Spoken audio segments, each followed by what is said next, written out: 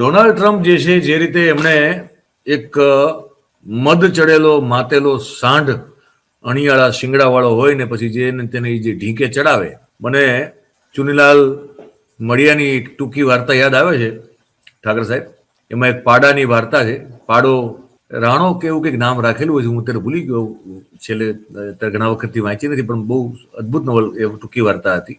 એ પાડાને દીકરાની જેમ ઉછેરે છે એક માણસ, અને દવરાવાનું કામ કરતો હોય છે, ને રાણો જે છે પણ દીકરાની જેમ એને કમાઈને આપે છે. અને પછી એ જ રાણાના મદમસ્ત થયેલા રાણાના શિંગડાનો ભોગ જે છે એ માણસ બને છે. એવો આખલો, એટલે કે આપણે કહીએ ત્યારે તો ટ્રમ્પ. હવે ટ્રમ્પ શિંગડાની ધાર કાઢેલી છે અને આખી દુનિયામાં અત્યારે ઢીંક મારી રહ્યો છે. હવે યુનાઇટેડ નેશન્સ નો એક પર્યાય એને ઉભો કરવા માટેનો એક પ્રયાસ શરૂ કર્યો છે, જેનું નામ છે બોર્ડ ઓફ પીસ.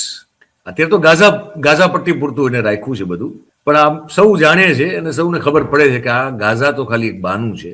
ગાઝાના નામે અત્યારે એ પોતાની એની સ્ટ્રેન્થની ધાક, અત્યારે માણસ ધાકથી જ ચાલે છે, બીજું કંઈ કરતો જ નથી. જેને તેને ગમે તેને ગોથે ચડાવે, મારું ગમે તેને ટીક મારે. એટલે એ ચેક કરી રહ્યો છે કે એની ધાકથી કેટલા દેશો એની સાથે આવે છે અને નથી આવતા. બોર્ડ ઓફ પીસ નામની એક સંસ્થાનું એને ગઠન કર્યું છે, અને જોડાવા માટેના એને આમંત્રણ પત્રો દુનિયામાં અલગ અલગ દેશોને મોકલેલા છે.